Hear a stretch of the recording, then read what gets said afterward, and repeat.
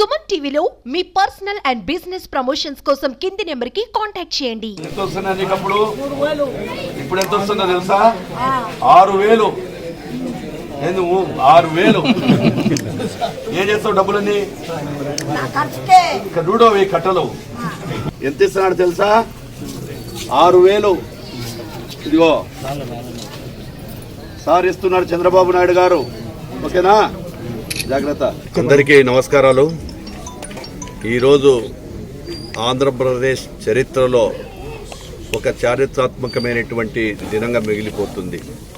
ఎందుకంటే తెలుగుదేశం పార్టీ మా ఆది నాయకుడు గౌరవనీయులు శ్రీ నారా చంద్రబాబు నాయుడు గారు మేనిఫెస్టోలో ఏదైతే పేద ప్రజలకు, వికలాంగులకు, వితంతువులకు, అదేవిధంగా మిగిలినటువంటి వారికి అందరికీ కూడా ఆ రోజు 3,000 రూపాయలు 3 నెలల బోనస్సు, 3,000 పింఛన్ను 4,000 చేస్తామని చెప్పి మేనిఫెస్టో పెట్టిన మాట ప్రకారము మాట తప్పకుండా మడమ తిప్పకుండా ఈరోజు ఏదైతే అధికారులు ఉన్నారో అందరి అధికారుల ద్వారా ఈరోజు పొద్దున్నే 6 గంటలకు ఈరోజు 4,000 3,000 కలిపి ప్రతి ఒక్కరికి కూడా అర్హులైన ప్రతి ఒక్కరికి ఇవ్వడం జరుగుతూ ఉంది. అదేవిధంగా డయాలసిస్ చేసుకునే వారికి 15,000 రూపాయలు, అదేవిధంగా వికలాంగులకు 3,000 నుంచి 6,000 రూపాయలు, అన్ని వర్గాల వారికి కూడా ఇవ్వడం జరుగుతూ ఉంది. ఈరోజు లోటు బడ్జెట్ పెట్టి రాష్ట్రాన్ని దివాలా పరిస్థితుల్లో తీసుకువచ్చినప్పటికీ ప్రజలందరూ కూడా ఈరోజు మేనిఫెస్టోలో చెప్పిన విధంగా మా కూటమికి దాదాపుగా 164 సీట్లు ఇవ్వడం జరిగింది. ఇది ప్రజా విజయం. చంద్రబాబు నాయుడు గారు చెప్తే చేస్తారనే దానికి కారణాలు 2. గతంలో కూడా 200 పింఛన్ను 2,000 రూపాయలు చేస్తామన్నాం, చేశాము. అదేవిధంగా ఏదైతే వితంతులకు కానీ మైనార్టీలకు కానీ పేద ప్రజల సంక్షేమం కోసం సంక్షేమాన్ని కూడా ఒక కన్ను, అభివృద్ధి ఒక కన్ను అని చెప్పి మేము చేయడం జరిగింది.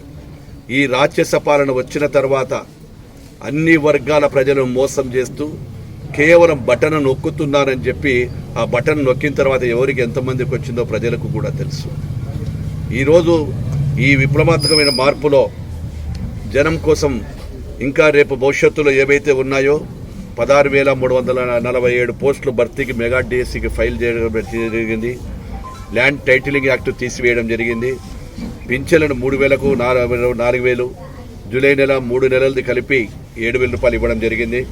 అన్నా క్యాంటీన్లను కూడా మళ్ళీ ఎక్కడైతే గతంలో ఉన్నాయో వాటన్ని కూడా పునరుద్ధరిస్తూ ఉన్నాము. ఈరోజు మా చంద్రబాబు నాయుడు గారు ఒక్కటే, ప్రజలకు సంక్షేమం ఇవ్వాలి, పేద ప్రజలకు, అదేవిధంగా అభివృద్ధి కూడా చేయాలి. ఎప్పుడైతే ఇవి 2 సమానంగా చేస్తేనే రాష్ట్రం కానీ గ్రామాలు కానీ బాగుపడతాయి, పరిశ్రమలు వస్తాయి. ఈరోజు వాళ్ళు చేసిన దుర్మార్గాల వలన గత ప్రభుత్వం చేసినటువంటి 151 సీట్లు ఇస్తే తీసుకున్న మరుక్షణమే వాళ్ళు విధ్వంసానికి దిగి ఆ రోజు ప్రతి చోట కూడా ఈ యొక్క ప్రజావేదికను కూల్చడం కావచ్చు, అన్ని వర్గాల అదేవిధంగా అధికారులకు మోసం చేయొచ్చు, ప్రజలను మోసం కూడా చేస్తూ మోసగిచ్చినారు. కాబట్టి ఈరోజు ఇన్ని వేల లక్షల మంది, కోట్లాది మంది కూడా కూటమికి ఈరోజు ఇన్ని సీట్లు ఇవ్వడం ఉంది.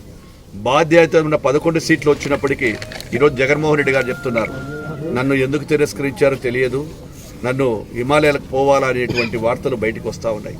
ప్రజలుగా ఆయన ఇప్పటికన్నా హిమాలయాలకు వెళ్ళిపోయి లక్షణంగా ప్రజాశాంతంగా ఉంటే ఇక్కడ ఉన్నటువంటి వాళ్ళ ఎమ్మెల్యేలు 11 మంది అయినా ప్రశాంతంగా బతుకుతారు. అదేవిధంగా ఎవరైతే ఉన్నారో ఉన్నటువంటి వైఎస్ఆర్సీపీలోన